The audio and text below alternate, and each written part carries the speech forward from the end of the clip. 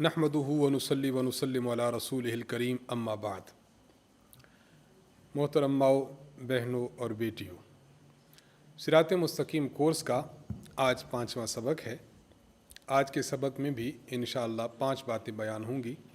Number 1 قرآن مجید کی آیت، number 2 حدیث مبارک، نمبر 3 عقیدہ، نمبر 4 مسئلہ، نمبر 5 دعا۔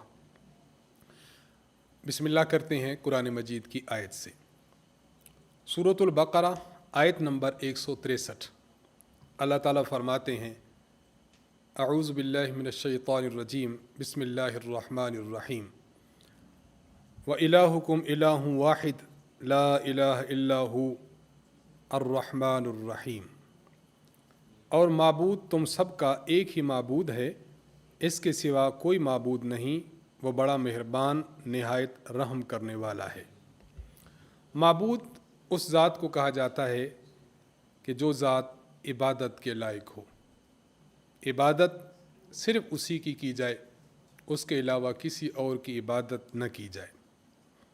پکارنا ہو تو اسی کو پکارا جائے۔ اپنی زندگی کے مشکلات میں، مصائب میں اسی کی طرف رجوع کیا جائے۔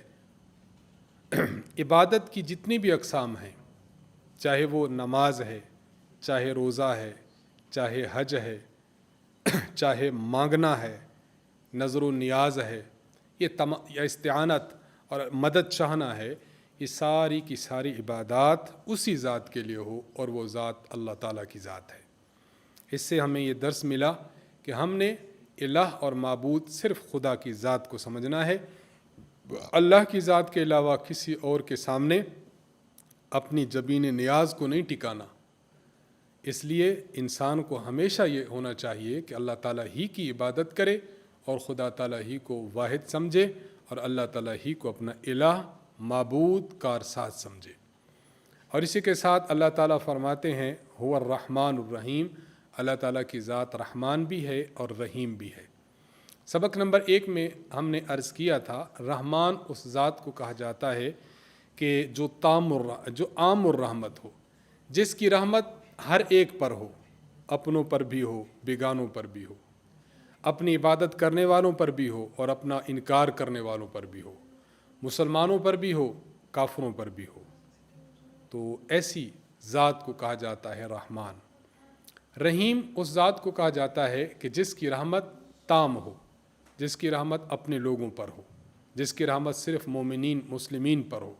کافر اور خدا تعالیٰ کا انکار کرنے والے، ان کو اس رحمت کا حصہ نہ ملے، اس کو کہتے ہیں رحیم۔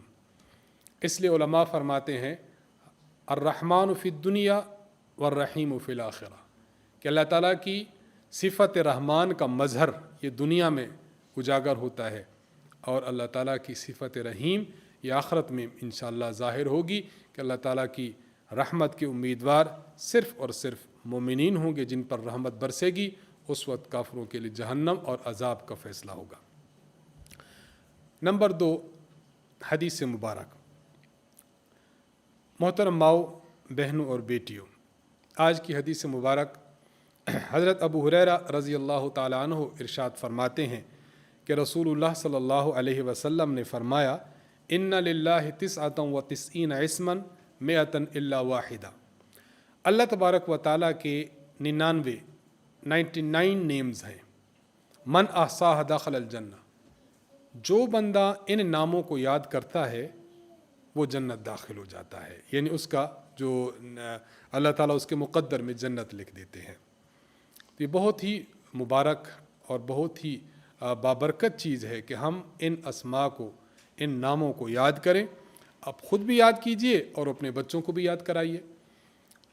ہمارے ہاں مرکز اہل سنت والجماعت سرگودا میں، یہاں ہمارے وہ طلباء جو 1 سال کا کورس کرتے ہیں، ہمارے پاس تخصص فی التحقیق والدعوہ، 1 سال کے اس کورس میں ہم ان کو جہاں اور چیزیں پڑھاتے ہیں، تو یہ چیز ہم ان کو باقاعدہ یاد کراتے ہیں کہ آپ اللہ تعالیٰ کے ان ناموں کو یاد کیجئے۔ میں اپنی ماؤں، بہنوں، بیٹیوں سے بھی یہ بات عرض کروں گا کہ اس کو یاد کرنے کا بہت آسان طریقہ یہ ہے کہ آپ ایک لمٹ طے کر لیں، مثال 5 6 7 8 9 10، یہ 10 نیمز آپ ایک دن میں یاد کریں۔ جب اگلا دن آئے تو پچھلے دن کے یاد کیے ہوئے ناموں کو 2-4 مرتبہ دہرائیں اور پھر اگلے 10 یاد کر لیں. اس طرح اگر آپ 10-10 کے اعتبار سے چلتے جائیں گے تو انشاءاللہ آپ کوئی 10 دنوں میں آپ انشاءاللہ ان ناموں کو یاد کر لیں گے. استاذ محترم نے بھی ان ناموں کو اپنی اس کتاب میں لکھا ہے, میں آپ کے سامنے پڑھ دیتا ہوں.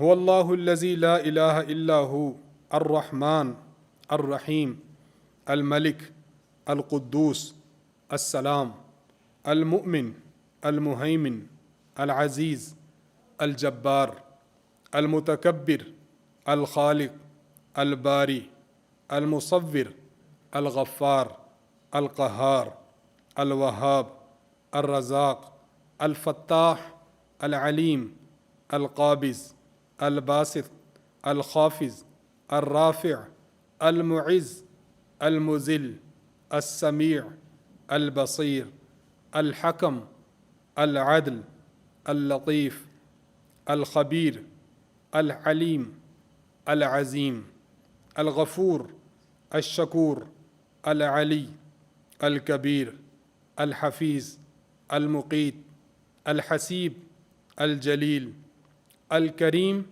الرقیب المجیب الواسع الحکیم الودود المجید الباعث الشہید الحق الوکیل القوی المتین الولی الحمید المحصی المبدی المعید المحیی الممیت الحی القیوم الواجد الماجد الواحد الاحد الصمد القادر المقتدر المقدم المؤخر الاول الآخر الظاہر الباطن الوالی المتعال البر التواب المنتقم العفو الرؤوف مالک الملک ذو الجلال والإکرام المقسط الجامع الغنی المغنی المانع الضار النافع النور الہادی البدیع الباقی الوارث الرشید الصبور. یہ 99 نام ہیں, ان کو یاد کرنے کی کوشش کیجیے اور پیغمبر علیہ الصلاۃ والسلام کی اس حدیث مبارک کے مطابق جنت میں جانے کے حقدار بنیے. نمبر 3 عقیدہ. آج کا عقیدہ ہے توحید باری تعالیٰ. اللہ تعالیٰ اپنی ذات اور صفات میں یکتا ہیں, کسی کے باپ ہیں نہ بیٹے, کائنات کا ہر ذرہ ان کا محتاج ہے, وہ کسی کے محتاج نہیں اور کل جہان کے خالق اور مالک ہیں. تو توحید کا عقیدہ ہمیں بہت اچھی طرح سمجھنا بھی چاہیے اور دوسروں کو بھی سمجھانا چاہیے. اللہ کی ذات میں کسی کو بھی شریک نہ ٹھہرایا جائے, اللہ تعالیٰ کی صفات میں کسی کو شریک نہ ٹھہرایا جائے کہ اللہ کا فلاں بیٹا ہے معاذ اللہ, اللہ تعالیٰ نے بیٹیاں بنائی ہیں معاذ اللہ. یہ چیزیں اللہ تعالیٰ کی شایع نشان نہیں. اسی طرح اللہ تعالیٰ کی صفات کسی اور میں سمجھنا کہ اور بھی جو ہے اولاد دے سکتے ہیں, اور بھی رزق دے سکتے ہیں, اور لوگ بھی ہیں جو بہت دور سے لوگوں کی دلوں کی پکار کو سن سکتے ہیں, یہ عقائد مسلمان کے شایع نشان نہیں ہے. ہمیں عقیدہ توحید میں بہت پختہ رہنا چاہیے. اللہ تعالیٰ کی ذات اور صفات میں کسی کو شریک نہیں ٹھہرانا چاہیے. اور ساتھ ساتھ یہ کہ دنیا میں ہر بندہ اللہ کا محتاج ہے, لیکن اللہ کی ذات ایسی ہے کہ جو اللہ الصمد ہے. صمد اس ذات کو کہا جاتا ہے کہ لا یحتاج الی احد و یحتاج الیہ کل احد, کہ جو کسی کی بھی محتاج نہ ہو, دنیا کی ہر چیز اس کی محتاج ہو, اور وہ ذات محض اللہ کی ذات ہے. نمبر 4 پانی سے استنجا کے احکام. پانی سے استنجا کی 4 قسمیں ہیں. نمبر 1 فرض, نمبر 2 واجب, نمبر 3 سنت, نمبر 4 بدعت. اس مسئلہ کو بہت اچھی طریقے سے سمجھنا چاہیے. فرض استنجا کب ہوگا؟ جب پیشاب یا پاخانہ اپنے مقام کے علاوہ کسی اور جگہ پر لگ جائے اور اس کی مقدار 1 درہم کے برابر ہو. درہم ایسا سکہ، اس کو ہم سمجھانے کے لیے کہہ دیتے ہیں کہ سرکل، اور سرکل کا جو ڈائیمیٹر ہے وہ تقریباً 1 انچ ہو. 1 انچ ڈائیمیٹر کے ساتھ اگر سکہ ہو تو اتنی مقدار سے زیادہ اگر نجاست لگتی ہے جسم پر تو پھر اس صورت میں استنجا کرنا پانی کے ساتھ فرض ہوگا. نمبر 2، واجب. جب پیشاب یا پخانہ نکلنے کی جگہ کے علاوہ کسی اور جگہ پر نجاست 1 درہم کے برابر لگے اب استنجا کرنا واجب ہے.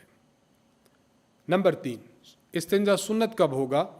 جب پیشاب یا پخانہ نکلنے کی جگہ کے علاوہ کسی اور جگہ پر 1 درہم سے کم مقدار میں نجاست لگے تو اب استنجا کرنا سنت ہوگا.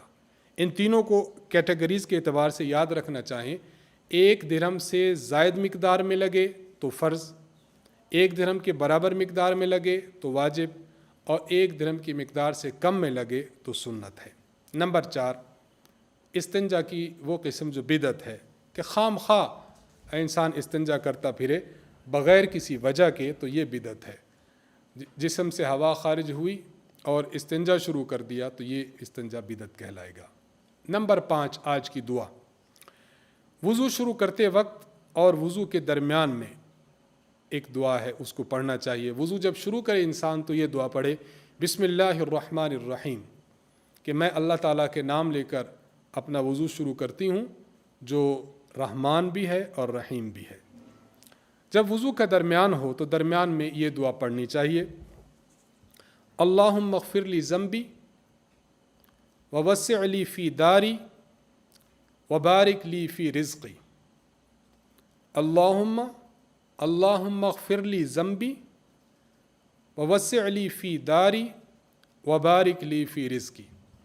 ترجمہ اس کا یہ ہے، اے اللہ میرے گناہوں کو بخش دے، میرے گھر کو کشادہ فرما اور میرے رزق میں برکت عطا فرما. اس دعا کو آپ نے وضو کے درمیان میں پڑھنا ہے. آج کی اس دعا پر آج کا سبق ختم ہوتا ہے. وآخر دعوانا الحمد للہ رب العالمین.